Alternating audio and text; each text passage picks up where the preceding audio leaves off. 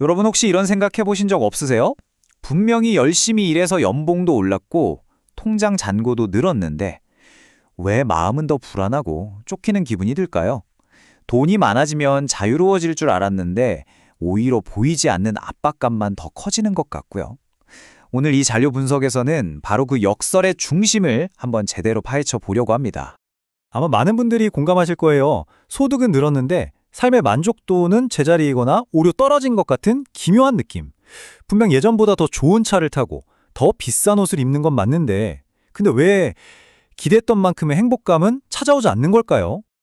근데요, 이게 우리 세대만의 고민이 아니라는 게 더 놀랍습니다. 무려 100년도 더 전에 이 모든 상황을 정말 귀신같이 꿰뚫어 본 사람이 있었어요. 그는 말했죠. 문제는 돈을 버는 게 아니라 그 돈이 남들 눈에 어떻게 보이느냐에 집착하면서부터 모든 게 꼬였다고요. 요즘 심리학에서는 이걸 상대적 박탈감이라고 부르더라고요. 핵심은 진짜 간단해요. 내 행복의 기준이 나한테 있는 게 아니라 자꾸 주변 사람들이랑 비교하면서 정해진다는 거죠. 그러니까 내 연봉이 얼마냐, 이건 사실 별로 안 중요해요. 내 친구보다, 회사 동료보다, 저기 인스타그램에 나오는 그 사람보다 적다고 느끼는 그 순간 불행이 시작되는 겁니다. 자, 그럼 이 문제의 뿌리를 처음으로 파헤쳤던 사람, 바로 경제학자이자 사회학자인 소스타인 베블론의 이야기로 한번 들어가 보시죠. 이 사람이 우리 사회가 지위라는 보이지 않는 엔진으로 어떻게 돌아가는지 그 메커니즘을 아주 적나라하게 까발렸거든요. 베블론이라는 사람이 더 재미있는 게 뭐냐면 그 사람이 완전 아웃사이더였다는 거예요. 노르웨이 이민자의 아들로 자라면서 당시 미국 상류층의 문화를 한 발짝 떨어져서 아주 냉철한 관찰자의 눈으로 볼 수 있었던 거죠. 그리고 그는 깨달은 겁니다. 아, 사람들이 진짜 원하는 건 그냥 먹고 사는 편안함이 아니구나. 다른 사람보다 내가 더 낫다는 그 느낌, 바로 그걸 원하는구나. 그래서 탄생한 개념이 바로 그 유명한 과시적 소비입니다. 말 그대로요. 소비가 단순히 필요를 채우는 걸 넘어서 나 이 정도 버는 사람이야, 나 이런 주위에 있어 라고 온몸으로 외치는 하나의 공연이 되어버렸다는 거죠. 그러니까 물건을 사는 게 아니라 지위를 사는 셈입니다.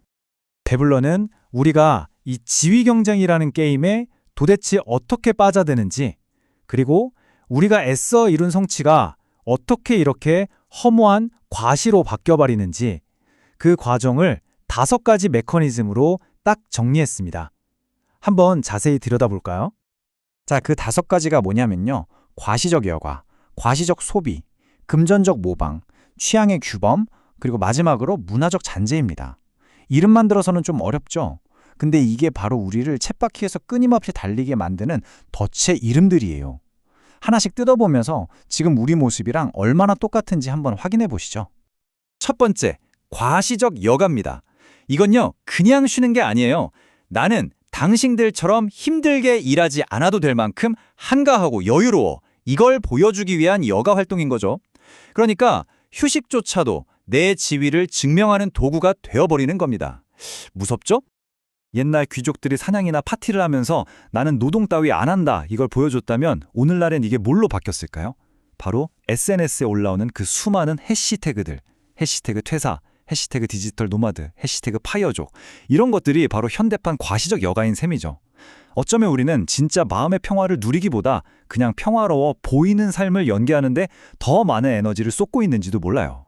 두 번째 덫은 바로 금전적 모방입니다. 이건요, 우리를 끊임없이 달리게 만드는 아주 강력한 엔진 같은 겁니다. 사람들이 만족의 기준을 자기 안에서 찾는 게 아니라 자꾸만 자기보다 조금 더 잘 사는 사람한테서 찾는다는 거예요. 그래서 그 사람을 따라잡으려고 끝없이 자기 자신을 채찍질하는 거죠. 바로 이 지점에서 진보의 역설이 생겨나는 겁니다. 연봉이 5천일 때는 7천만 되면 진짜 행복하겠다 싶고 7천이 되면 1억만 찍으면 소원이 없겠다 싶죠? 근데 막상 그 목표에 도달하면 어때요? 내 기준점 자체가 이미 저 위로 올라가 버렸어요. 결국 우리는 더 빨리 달리지 않으면 뒤처진다는 이 불안감 속에서 평생을 쳇바퀴 위에서 보내게 되는 겁니다. 세 번째는 정말 교묘한 덫입니다. 바로 취향의 규범이죠. 우리는 보통 취향은 개인적인 거잖아, 이렇게 생각하잖아요? 근데 베블러는 천만에! 라고 말합니다. 우리가 와, 저거 진짜 세련됐다, 고급스럽다고 느끼는 것들, 그 대부분이 사실은 상류층의 기준을 우리도 모르게 따라하고 있는 결과물이라는 거죠. 현대의 미니멀리즘이 아주 좋은 예시입니다. 생각해보세요. 원래 미니멀리즘은 불필요한 소비, 물질주의에 대한 저항 아니었나요? 근데 지금은 어때요? 비싼 디자이너의 미니멀한 가구, 아주 신중하게 고른 몇 개의 명품 브랜드 옷, 이제는 덜 갖는 것 자체가 더 높은 지위를 보여주는 또 다른 과시의 형태가 되어버린 거죠. 아이러니하죠. 그렇다면 100년도 더 지난 배블런의 진단이 왜 오늘날 우리에게 더 아프게 다가오는 걸까요? 답은 간단합니다. 이 쳇바퀴의 속도를 거의 빛의 속도로 높여버리는 어마어마한 장치가 생겼기 때문이죠.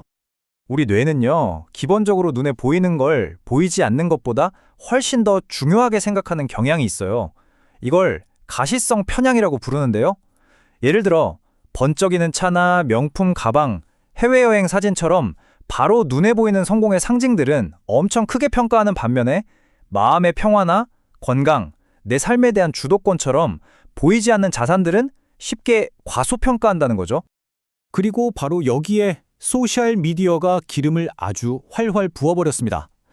옛날에는 상류층의 삶을 잡지나 TV로 가끔 엿보는 정도였다면 이제는 24시간 내내 전 세계 사람들의 가장 화려하고 행복한 순간들이 내 손안에서 실시간으로 펼쳐지잖아요.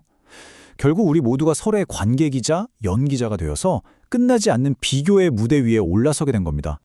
자, 여기까지가 문제 진단이었습니다. 듣기만 해도 좀 답답하죠? 그럼 이 지독한 쳇바퀴에서 내려올 방법은 정말 없는 걸까요?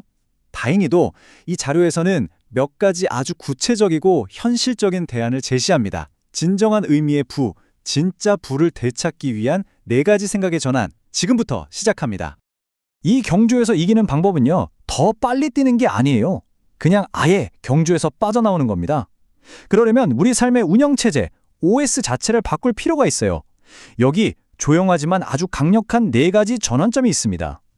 첫째, 내가 뭘 성공이라고 생각하는지 그 측정 기준 자체를 바꾸는 겁니다.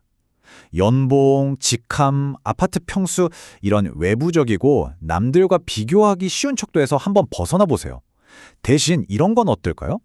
내가 내 시간을 얼마나 자유롭게 쓸 수 있는가? 내 삶의 중요한 결정들을 내가 직접 내리고 있는가? 이런 나만의 척도로 만드는 거예요. 내가 뭘 쫓느냐가 바뀌면 행동도 자연스럽게 따라오게 되어 있습니다. 둘째, 돈을 쓰는 방식을 완전히 재설계하는 겁니다. 남한테 보여주기 위한 과시적 상품에 쓰던 돈과 에너지를 나 자신을 지켜주는 비과시적 상품에 투자하는 거죠. 예를 들면 꾸준한 운동을 통한 건강, 새로운 걸 배우는 기술, 소중한 사람들과의 깊은 관계, 그리고 내가 원치 않는 일을 아니오라고 말할 수 있는 선택권 같은 것들 말이에요. 이런 보이지 않는 자산들이야말로 진짜 위기의 순간에 우리를 지켜주는 힘이 되거든요. 결국 이 모든 변화의 핵심은 이 한 문장으로 요약할 수 있을 것 같아요. 바로 연기를 멈추는 용기입니다. 남들 눈에 어떻게 보일까? 이걸 기준으로 선택하고 행동하는 걸 멈추는 순간 우리는 사라지는 게 아니에요.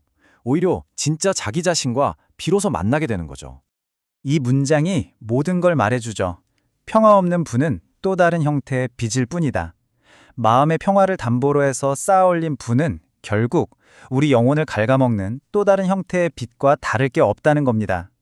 우리가 진짜 추구해야 할 건 돈의 액수가 아니라 그 돈이 가져다 줄 수 있는 마음의 평온, 바로 그거겠죠. 그래서 마지막으로 우리 모두에게 이 질문을 한번 던져보고 싶습니다. 지금 여러분이 땀 흘려서 쌓고 있는 것, 그게 정말로 진정한 자유와 평화를 주는 부인가요? 아니면 그냥 남들에게 더 근사하게 보이기 위한 더 화려하지만 더 답답한 우리인가요? 이 질문에 대한 솔직한 답안에 어쩌면 우리가 나아가야 할 다음 길이 숨어 있을지도 모릅니다.